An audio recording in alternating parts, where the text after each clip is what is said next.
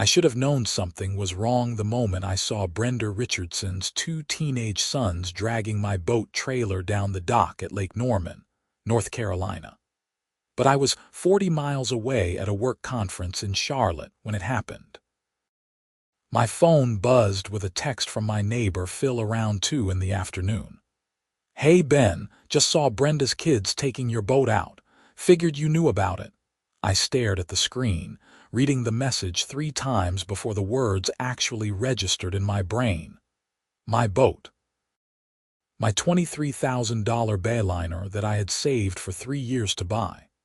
The one that sat on my property, behind my fence, with a lock on the trailer hitch. My hands started shaking as I typed back a response asking if he was absolutely certain, but I already knew the answer. I excused myself from the afternoon seminar on commercial real estate trends and practically ran to my truck in the parking lot.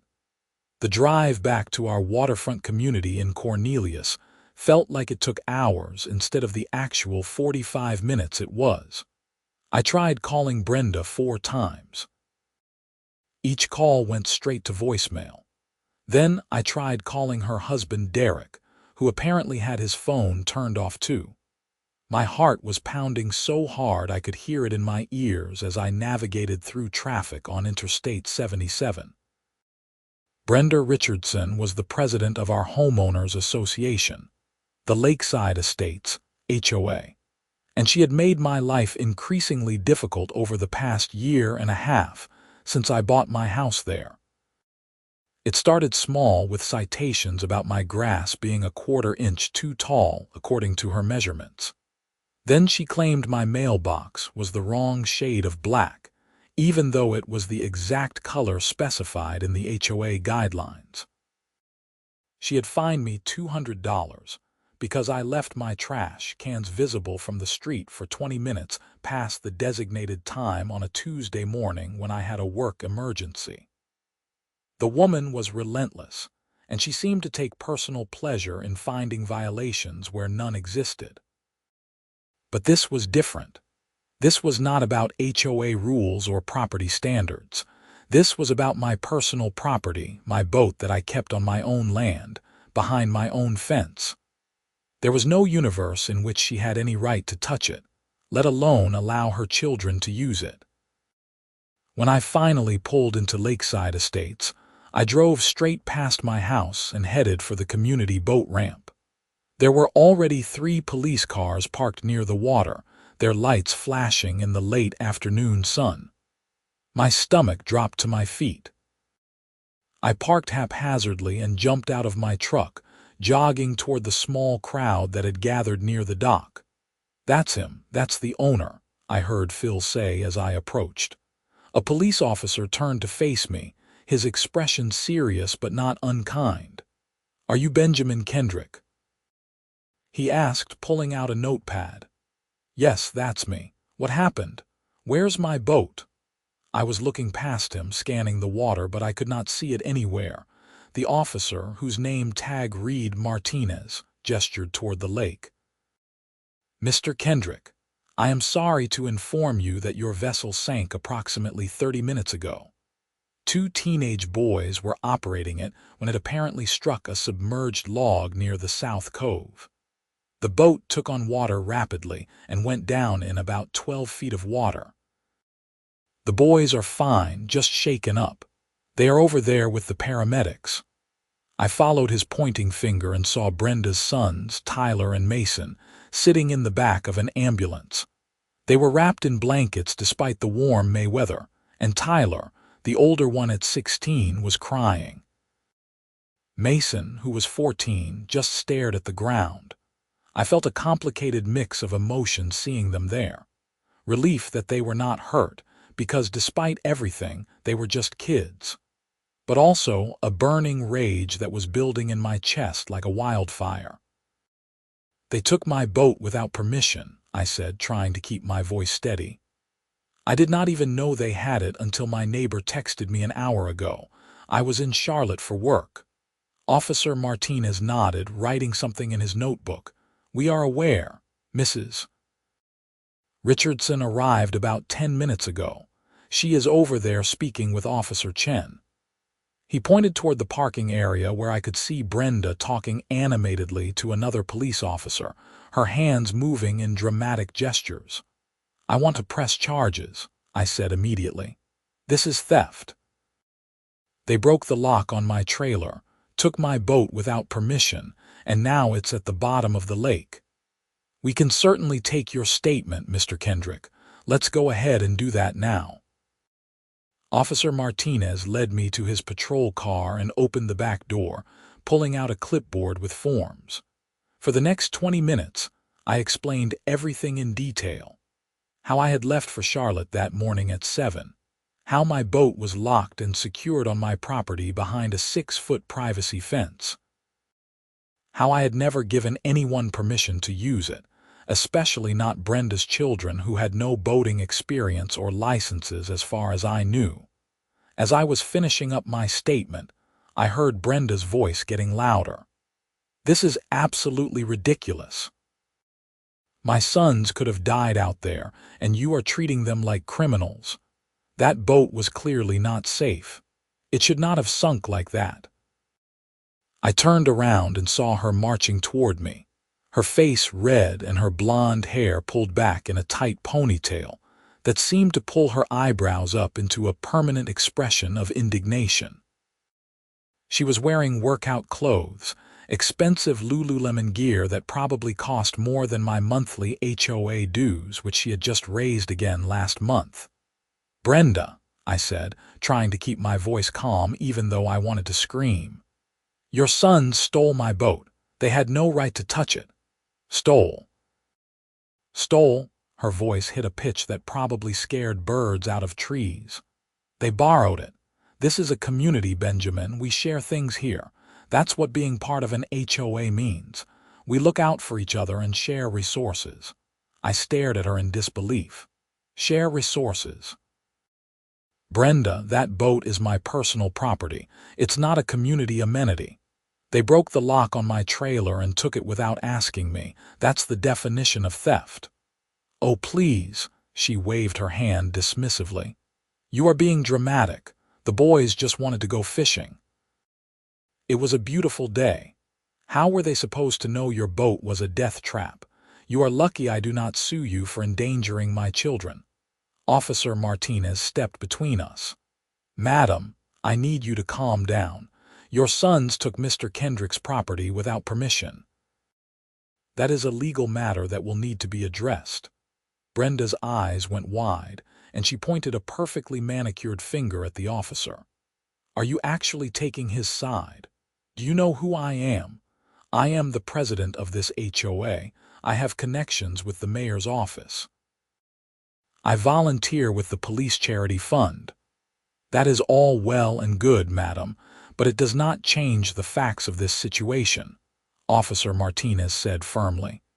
"Your sons admitted that they took the boat without asking Mr. Kendrick.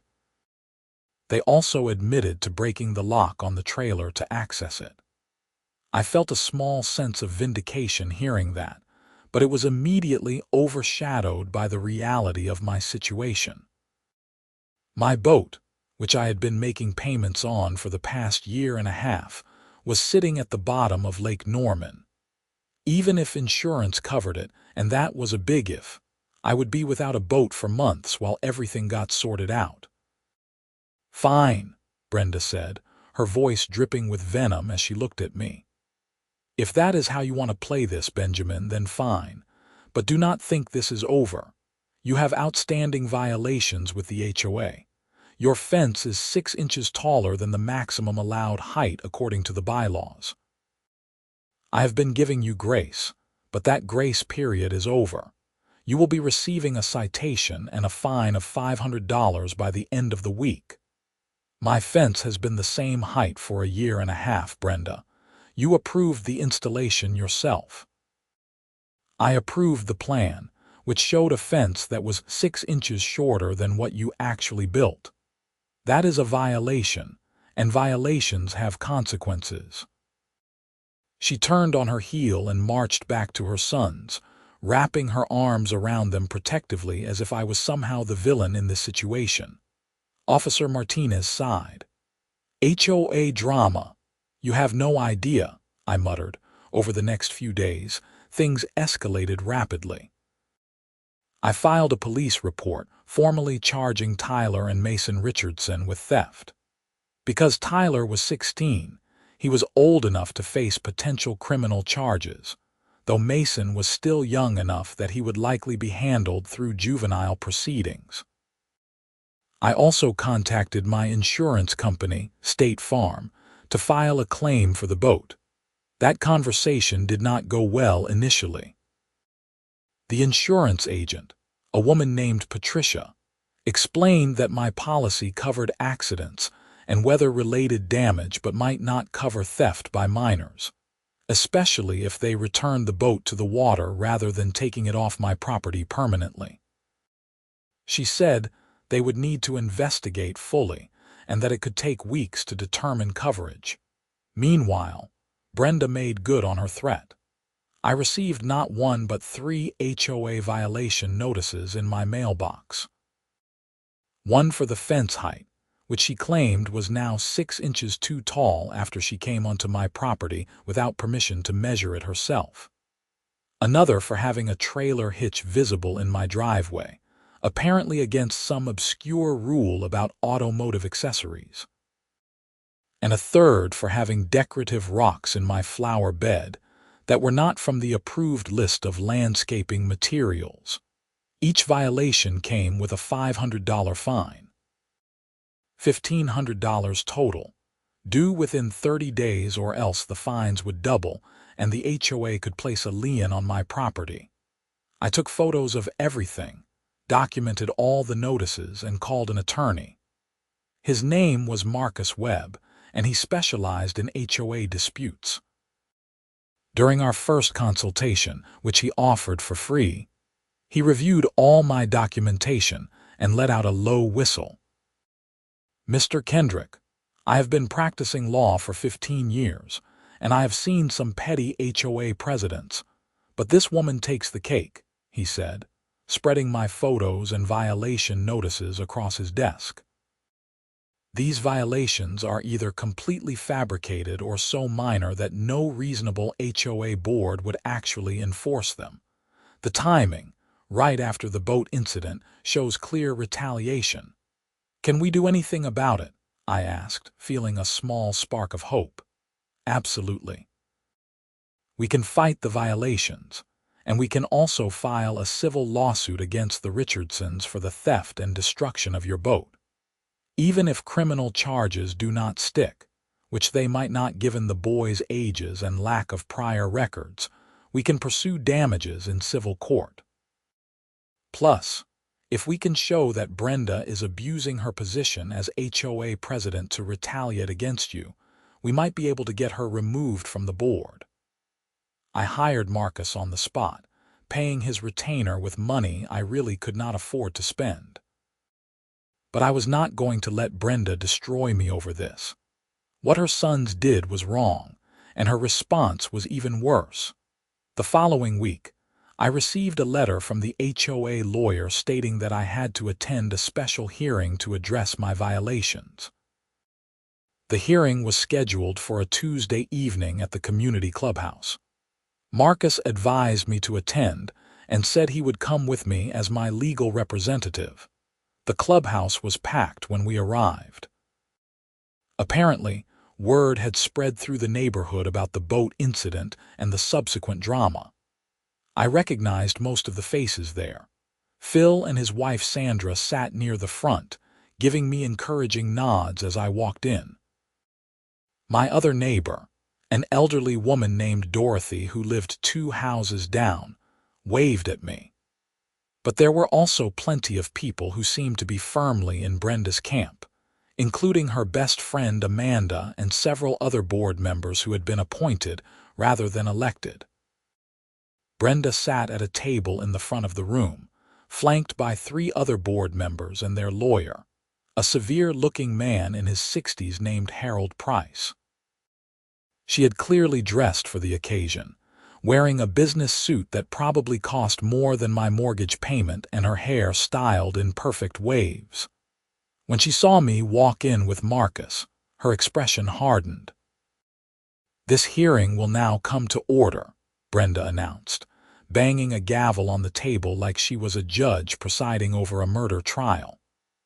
"We are here to address the multiple violations committed by Benjamin Kendrick of 742 Lakeshore Drive.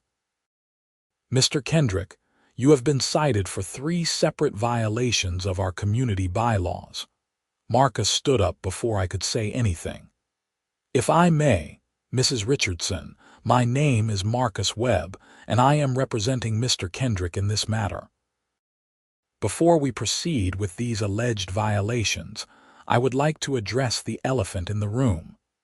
My client's boat was stolen by your sons just days before these violations were suddenly discovered. The timing seems rather suspicious, does it not?" The room erupted in murmurs. Several people started talking at once. Brenda's face turned bright red and she banged the gavel again. "Order! That incident has nothing to do with these proceedings." "I disagree," Marcus said calmly. "These violations appear to be retaliatory in nature. Furthermore, I have evidence that at least 2 of the 3 violations do not actually exist. The fence in question was built according to approved plans, and we have the contractor's specifications showing it meets all height requirements. The trailer hitch violation is not actually in the current bylaws. That rule was removed 3 years ago during a bylaw revision. And the landscaping rocks were purchased from Greenscape Gardens, which is on the approved vendor list in the HOA handbook."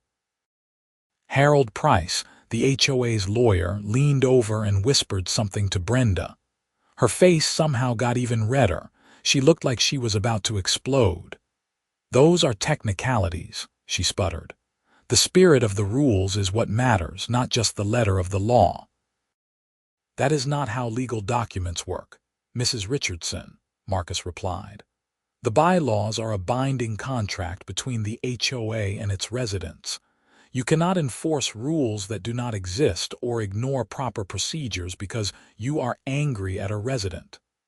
"I am not angry," Brenda shouted, which kind of proved that she was, in fact, very angry. "I am trying to maintain property values and community standards, something that Benjamin has clearly shown he does not care about." "By that logic," Marcus continued, "letting your children steal a resident's $23,000 boat and destroy it should also be a violation of community standards. Perhaps we should discuss your fitness to serve as HOA president." The room exploded into chaos. People were shouting from all sides. Some were supporting me, saying that Brenda had gone too far this time. Others were defending her, claiming that she had worked tirelessly for the community and that I was just trying to distract from my own violations. Phil stood up and yelled that he had witnessed the whole thing and that Tyler and Mason definitely took the boat without permission. Amanda, Brenda's friend, countered that the boys were traumatized and that everyone was being too hard on them. Brenda kept banging her gavel, but nobody was paying attention anymore. Finally, Harold Price stood up and suggested that they table the violation hearing until the legal matters regarding the boat were resolved. Brenda looked like she wanted to argue, but even she could see that she was losing control of the situation. "Fine," she said through clenched teeth. "This hearing is postponed. But mark my words, Benjamin, those violations still stand and you will pay those fines."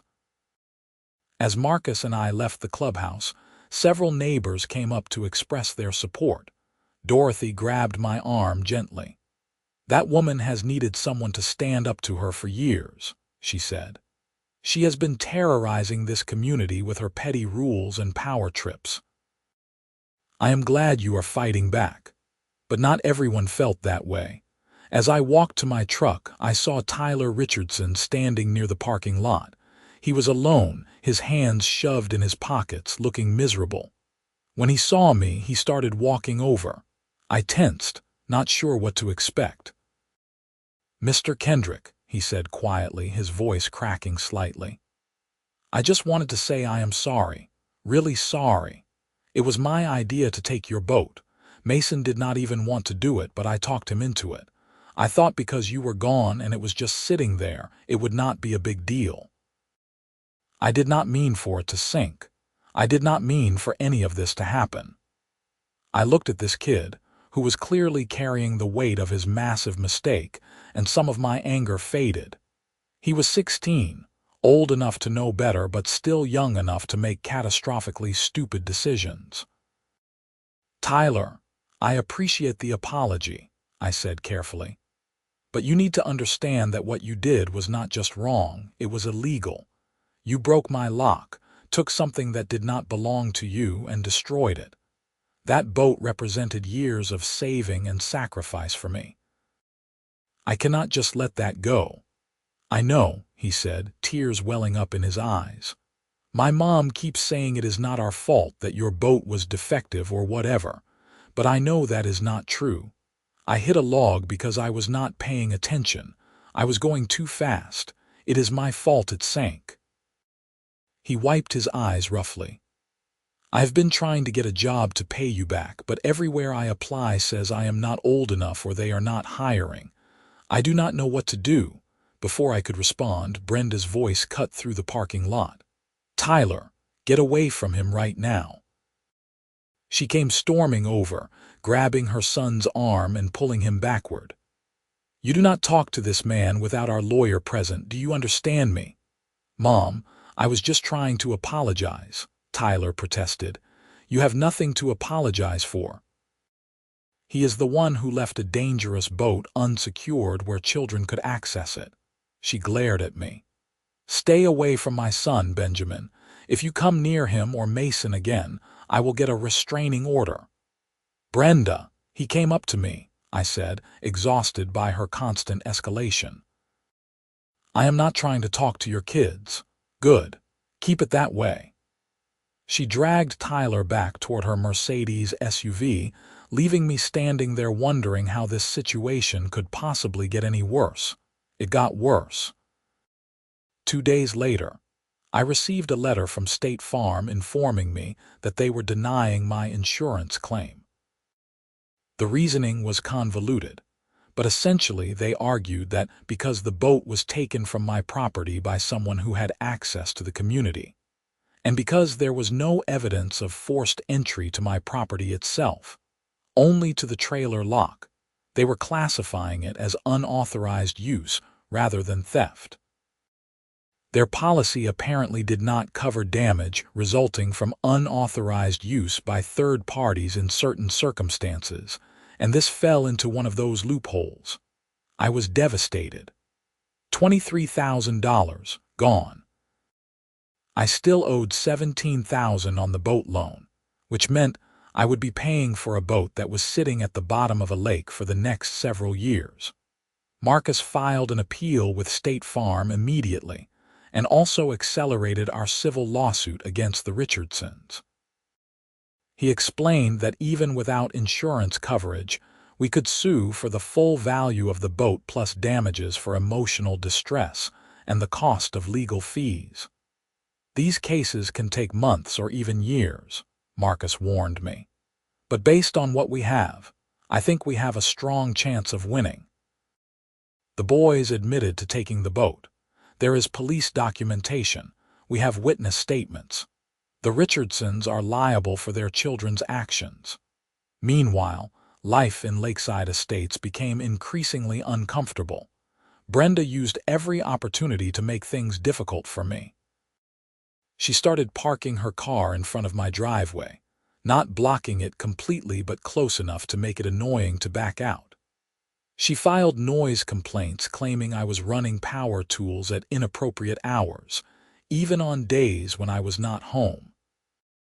She sent me a letter demanding that I repaint my shutters because the color had supposedly faded and no longer matched the approved shade, even though they were less than 2 years old. But she also started losing support in the community.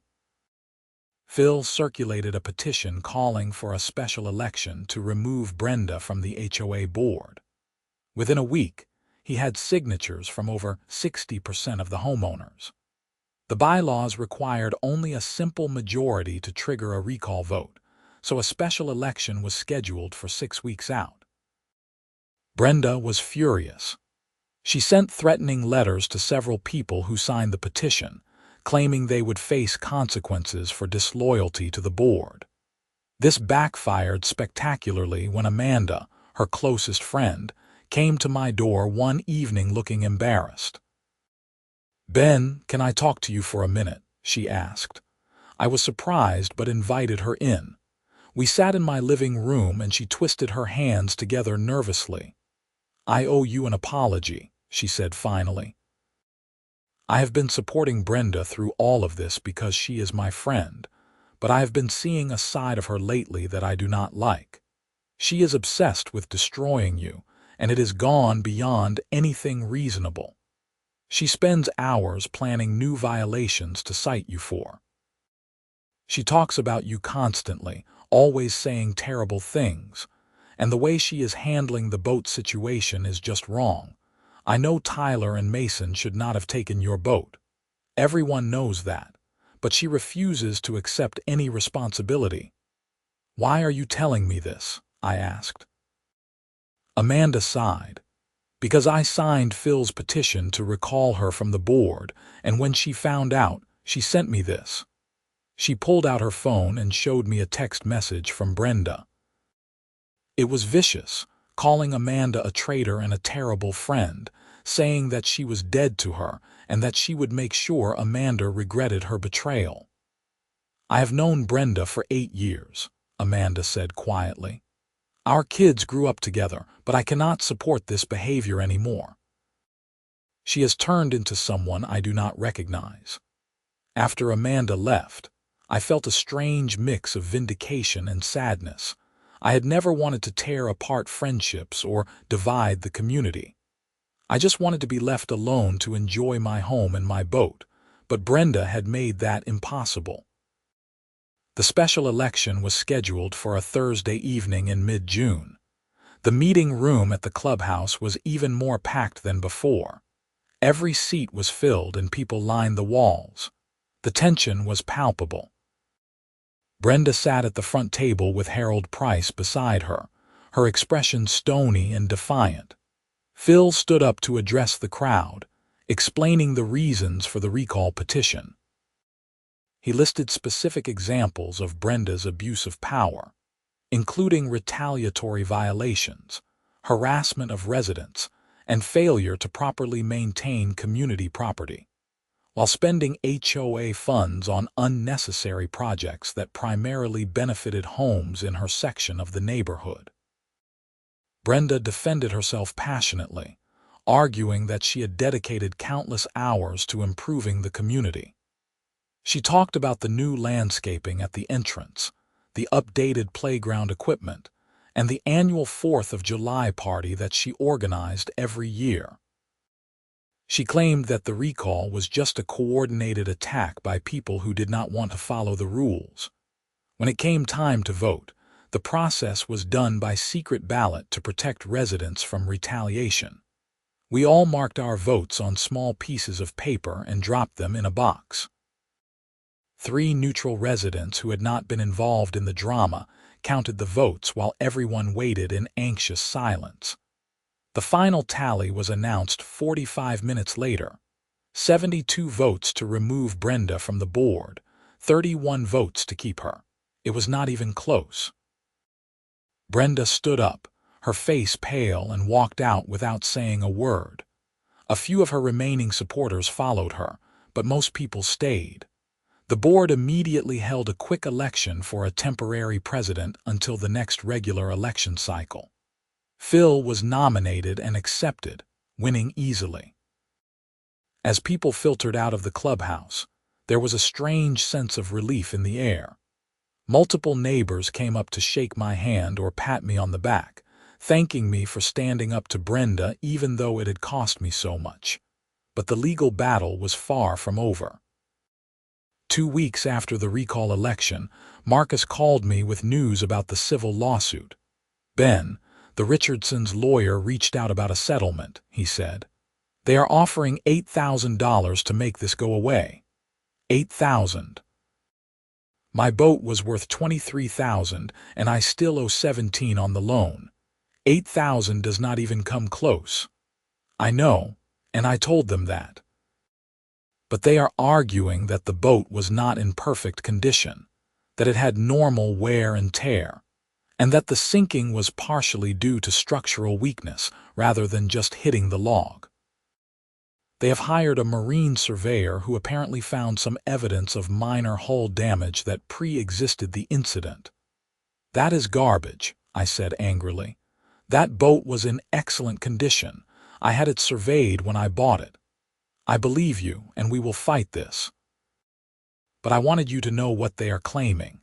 We are going to need our own marine surveyor to inspect what's left of the boat and refute their claims." This meant more expenses, more time, and more stress. I had to take out a small personal loan just to cover the surveyor's fees, which were substantial because the boat had to be recovered from the lake first. That alone cost $2,000 to hire a salvage company with the right equipment. When the boat was finally pulled out of the water in early July, it was heartbreaking to see. The hull had a massive gash where it had struck the log, but otherwise, the structure was sound.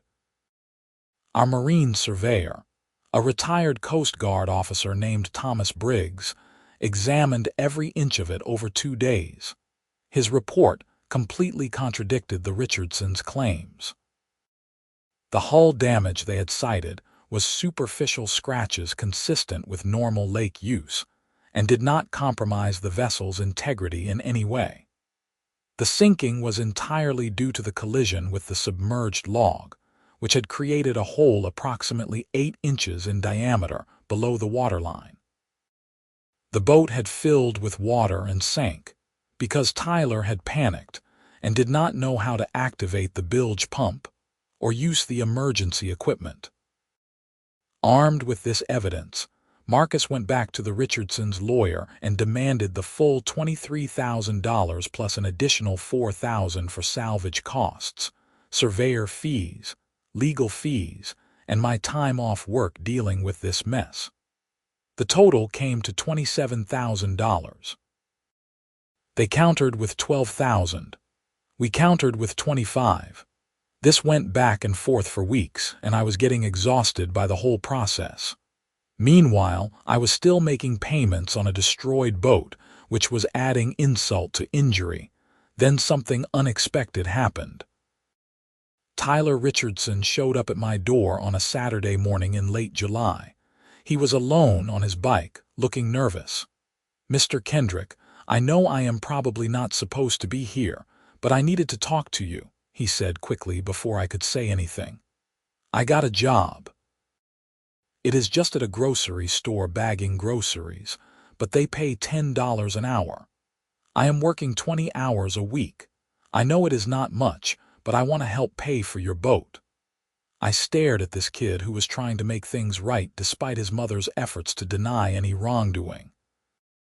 "Tyler, that is a good gesture, but even if you gave me every penny you earned, it would take you years to pay off what your mom's insurance should cover." "I know," he said, his voice shaking slightly. "But I have been feeling terrible about this for months. I can't sleep.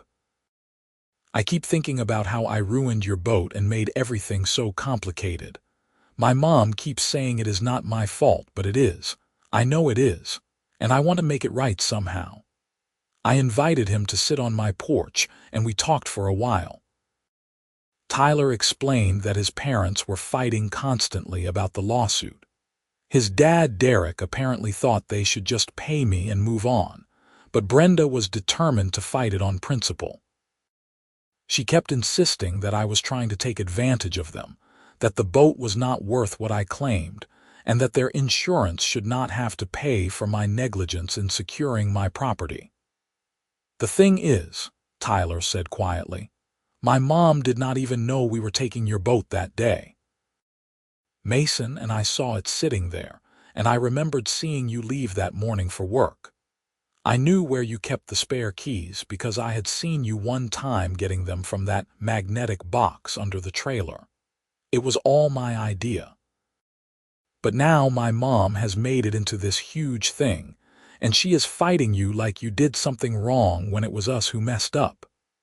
After Tyler left, I called Marcus and told him about the conversation. He advised me to document it, but not to have any further contact with Tyler without legal supervision. The case was scheduled to go to trial in September if we could not reach a settlement before then. In mid-August, I got a call from an unknown number. When I answered, a woman's voice said, "Mr. Kendrick, this is Jennifer Martin from Safeguard Insurance. I am calling about the boat incident involving Tyler and Mason Richardson." My heart started racing. "Okay. I want to inform you that we have completed our investigation into the claim filed by Derek and Brenda Richardson for liability coverage under their homeowners policy. The incident involving your boat falls under their personal liability coverage, and we have determined that they are indeed liable for the full value of your vessel." I almost dropped my phone. "Are you serious?" "Yes, sir." Our investigation included witness statements, police reports, and the marine surveyor reports from both parties. It is clear that the Richardson miners took your boat without permission and were responsible for its destruction. We are prepared to pay the full replacement value of your boat, which we have assessed at $22,800 based on the market value of a comparable vessel in similar condition. What about the salvage costs and everything else? Those would need to be negotiated separately, as they fall outside the basic liability coverage. But we will be issuing a check for the boat value within 10 business days. You will need to sign a release form acknowledging receipt of payment and agreeing not to pursue further claims against our insured specifically for the boat replacement value. After I hung up, I just sat there in shock for several minutes. Then I called Marcus, who let out a whoop of excitement when I told him the news. "This is huge, Ben. We can still pursue the additional costs through the civil suit, but this takes care of the boat loan at least. You will be made whole on the actual boat." "Can they do this without the Richardsons agreeing?" I asked. "Absolutely. That is what liability insurance is for. The Richardsons pay premiums precisely for situations like this. The insurance company has a duty to their insured to handle claims properly, and they have determined that the claim is valid. Brenda can be as angry as she wants, but her insurance company is doing what it is legally obligated to do." The check arrived 9 days later. $22,800. It was surreal holding it in my hands. I immediately paid off the boat loan, which left me with about $5,000 after the remaining balance was cleared. It was not everything I had lost when you factored in all the time, stress, and additional expenses, but it was enough that I no longer felt like I was drowning financially. The reaction in Lakeside Estates was swift. Brenda apparently had a complete meltdown when she found out that her insurance company was paying me. According to Phil, who heard it from someone else who heard it from someone else, she called her insurance agent screaming about betrayal and threatening to sue them. Her premiums had also gone up substantially, which only added to her fury. She left a note on my door 3 days after I received the check. It was handwritten in shaky letters that suggested she had written it while extremely angry. "I hope you are happy. You have destroyed my family, ruined my reputation, and cost me thousands of dollars. All because you could not be a good neighbor and let my children use your boat for a few hours. You are a selfish, vindictive man, and karma will come for you eventually." I showed the note to Marcus, who added it to our file as evidence of ongoing harassment. We were still pursuing the civil suit for the additional costs, and the note actually helped our case by demonstrating Brenda's continued hostility and refusal to take responsibility. The trial was scheduled for mid-September in Mecklenburg County Civil Court. I took the day off work and met Marcus at the courthouse at 8 in the morning. The Richardsons were there with Harold Price, their lawyer. Brenda would not even look at me. Derek looked tired and defeated, like a man who had been arguing with his wife for months and had lost every single argument. The judge, a no-nonsense woman in her 50s named Judge Patricia Hendricks, called the case to order and asked for opening statements. Marcus presented our case efficiently, outlining the theft of the boat, the destruction of the property, the costs I had incurred beyond the insurance payment, and the ongoing harassment from Brenda Richardson. Harold Price argued that while the boys had taken the boat without permission, there were mitigating circumstances. He claimed that the community culture at Lakeside Estates was one of sharing and mutual support, and that his clients had reasonably believed that borrowing a neighbor's boat would not be a serious issue. He also argued that I had contributed to the incident by not securing the boat well enough, and by leaving the spare keys in a location where they could be found. Judge Hendricks looked skeptical during most of Harold's argument.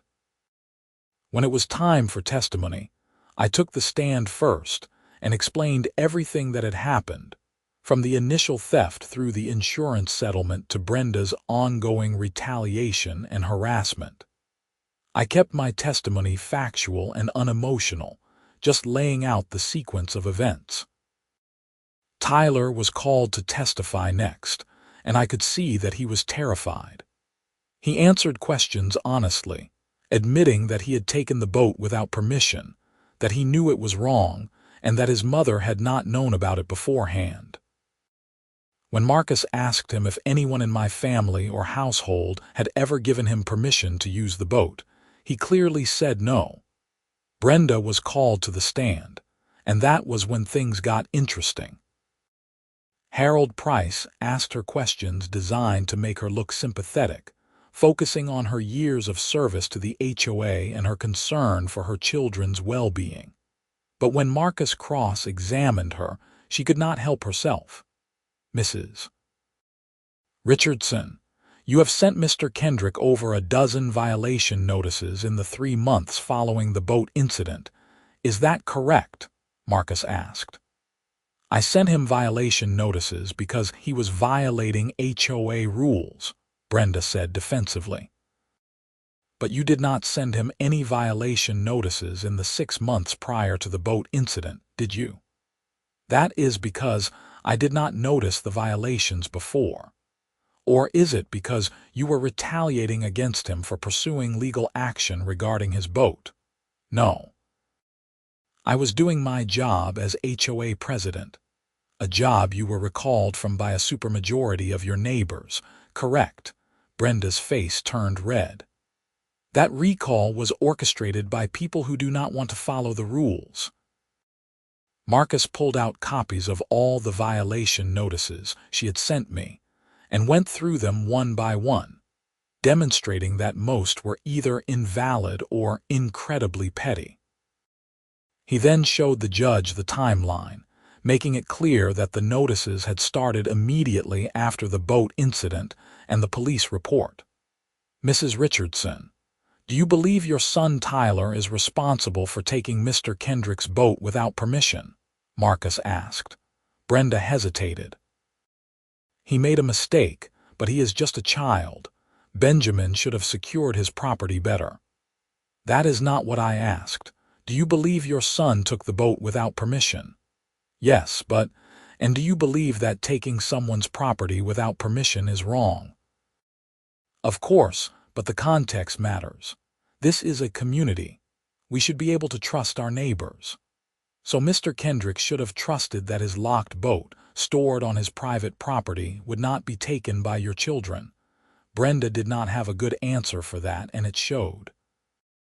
By the time Marcus was done with her, She looked flustered and angry, which did not help her case. Derek Richardson testified briefly, mostly just confirming facts about their insurance coverage and the family's financial situation. He seemed resigned to the whole thing, like he just wanted it to be over.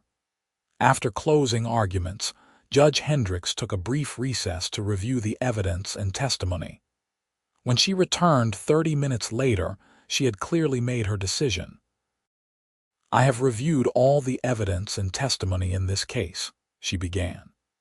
"It is clear to me that Tyler Richardson took Mr. Kendrick's boat without permission, regardless of his age or intentions. The fact that he is a minor does not absolve his parents of liability for his actions. The boat was secured on private property behind a locked fence, and Mr. Richardson had no obligation to anticipate that neighborhood children would break his lock and steal his property." She continued, addressing the costs I was seeking. "The insurance company has already compensated Mr. Kendrick for the boat's replacement value, which is appropriate. However, Mr. Kendrick incurred additional costs as a direct result of the defendant's actions, including salvage fees, surveyor fees, and reasonable legal costs associated with pursuing the insurance claim and this litigation. I am awarding Mr. Kendrick an additional $4,700 to cover these expenses." She then turned her attention to Brenda. "Furthermore, I am troubled by Mrs. Richardson's pattern of retaliatory behavior following this incident.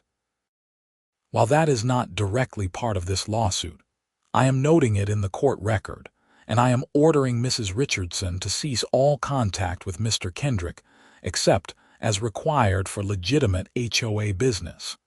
Since she is no longer HOA president, this should not be an issue. Any further harassment will result in sanctions." The gavel came down and it was over. I had won. Marcus shook my hand, grinning. Derek Richardson actually came over and apologized, saying he was sorry for everything and that he wished his wife had handled things differently from the beginning. Brenda stormed out of the courtroom without a word, Harold Price hurrying after her. Over the next few weeks, things finally started to settle down. The Richardsons paid the court-ordered amount, though I heard through the neighborhood grapevine that it caused significant financial strain for them on top of their increased insurance premiums. Tyler stopped by one more time to apologize again, and to let me know he was saving his paychecks to eventually do something good with the money. Maybe donate it to a water safety organization, or something like that. I appreciated the gesture and told him that learning from his mistakes and becoming a more responsible person was payment enough. Brenda and Derek put their house up for sale in October. According to Phil, who had become good friends with Derek through the whole ordeal, their marriage had been badly damaged by the stress of the lawsuit and Brenda's refusal to accept responsibility. Derek had apparently wanted to settle from the very beginning, to apologize and make things right, but Brenda had been so determined to fight me that she would not hear it. They moved out in early November, and I heard they relocated somewhere in South Carolina. Tyler and Mason transferred to new schools, and just like that, the Richardson family was gone from Lakeside Estates. The new HOA board, with Phil as president, was a breath of fresh air. They reviewed all of Brenda's violation notices against various residents and dismissed about 80% of them as either invalid or unnecessarily petty. They streamlined the rules to focus on things that actually mattered for property values and community harmony, rather than arbitrary restrictions about mailbox colors and decorative rocks. I used the insurance money and the court settlement to buy a new boat the following spring, a slightly smaller model that was more practical for Lake Norman's waters. This time, I installed a much more robust security system, including cameras and a GPS tracker, though honestly, I did not think I would need them. The neighborhood had changed. People were more relaxed, more friendly. The constant tension that had hung over lakeside estates during Brenda's reign had lifted. On a warm Saturday in May, almost exactly a year after the original incident, I took my new boat out for its maiden voyage on the lake. Phil and his wife Sandra came along, and we spent the afternoon fishing and enjoying the water. As we cruised past the spot where my old boat had gone down, I felt a sense of closure. The whole ordeal had been exhausting, expensive, and stressful, but it had also shown me the importance of standing up for yourself and not letting bullies, even ones with HOA authority, push you around. That evening, as we docked the boat and headed back to shore, Phil raised his beer in a toast. To good neighbors, good boats, and the end of HOA tyranny. I clinked my bottle against his and smiled. It had been a long, difficult year, but we had made it through. And my boat, secured safely on my property with every possible security measure in place, was not going anywhere unless I decided to take it out myself. The story could have ended there, but there was one final twist that happened in late June. I got a call from a number I did not recognize with a South Carolina area code. When I answered, I was surprised to hear Derek Richardson's voice. "Ben, I hope you do not mind me calling," he said, sounding hesitant. "I got your number from Phil. I wanted to let you know something. Brenda and I are getting divorced. It has been in the works for a while, but it is final now." "I am sorry to hear that," I said, meaning it. Despite everything, I had never wanted to destroy their marriage. "Do not be," Derek said with a sigh. "It has been a long time coming, honestly. The boat thing just brought everything to a head. But that is not why I am calling. I wanted you to know that Tyler has been doing really well. He is seeing a therapist to work through everything, and he has been really responsible about his job and school. He has grown up a lot this past year." "That is good to hear," I said. "And I wanted to say thank you, actually," Derek continued.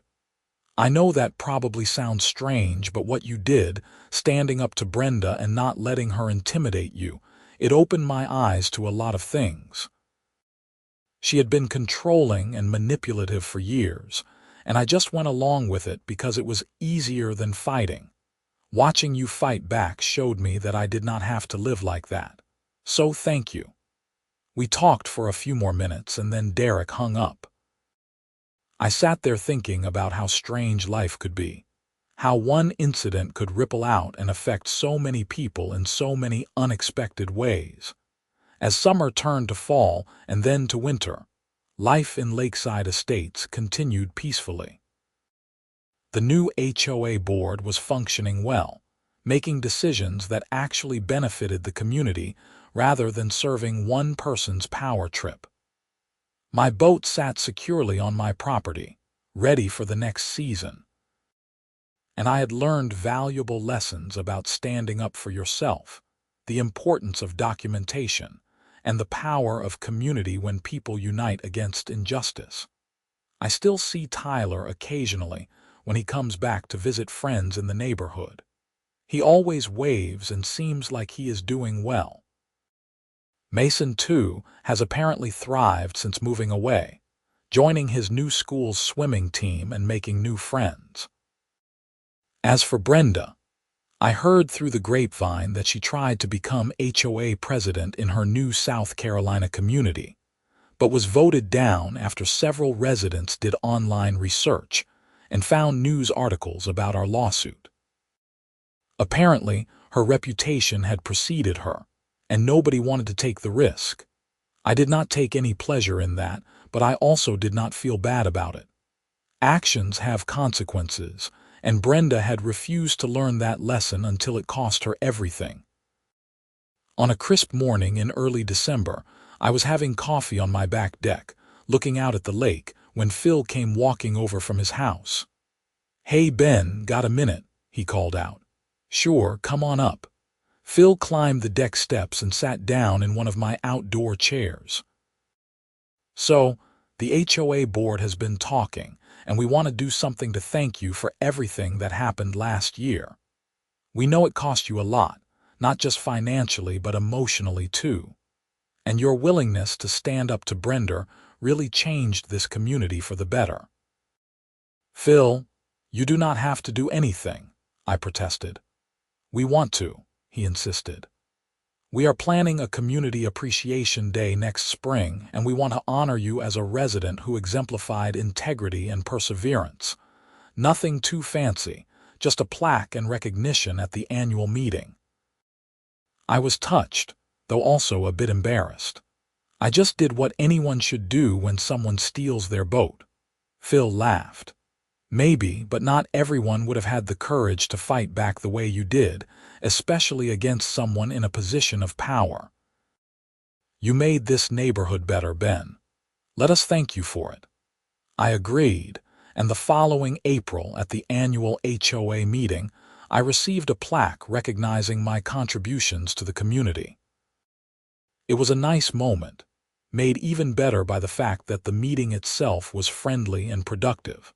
A stark contrast to the contentious gatherings during Brenda's presidency.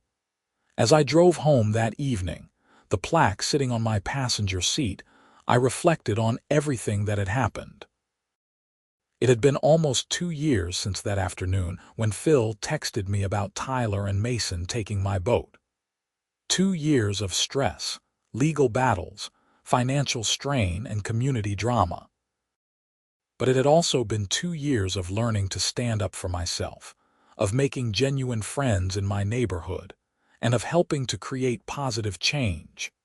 My boat, now well into its 2nd season, had given me countless hours of enjoyment on Lake Norman. I had taken it out for peaceful solo fishing trips, fun afternoons with friends, and even a date or two. Every time I unlocked it and hooked it up to my truck, I felt grateful not just for the boat itself, but for everything it represented. The importance of protecting what is yours, the value of fighting for what is right, and the satisfaction of seeing justice prevail. The last time I saw anything related to the Richardsons was an email Tyler sent me in May. It was brief but meaningful. Mr. Kendrick, I wanted to let you know I graduated high school and I am going to college to study marine biology. What happened with your boat changed my life in a lot of ways. I learned about responsibility, about owning your mistakes, and about how your actions affect other people. Thank you for handling everything the way you did. You could have been vindictive, but you were fair. That meant a lot to me. I hope you are enjoying your new boat. I wrote back, congratulating him on graduation and wishing him well in college. I meant it sincerely. Tyler had made a huge mistake, but he had owned it and grown from it, which was more than could be said for his mother. As I write this now, sitting on my deck on a beautiful summer evening with the sun setting over Lake Norman, I can honestly say that things worked out the way they should have. It was not easy, and there were many times I wanted to just give up and walk away. But standing my ground, fighting for what was right, and refusing to be bullied made all the difference. My boat is docked safely at the marina tonight, ready for tomorrow's fishing trip. The neighborhood is peaceful and friendly. The HOA is functional and fair, and I have learned that sometimes the hardest battles are the ones most worth fighting, even when the cost seems too high in the moment. Brenda Richardson let her kids use my boat without permission. It sank. Her insurance paid the full value. But the real story was never just about a boat or insurance money. It was about standing up to abuse of power, about a community coming together to reject tyranny, and about the long-term consequences of refusing to take responsibility for your actions. In the end, justice prevailed, and that makes all the difference.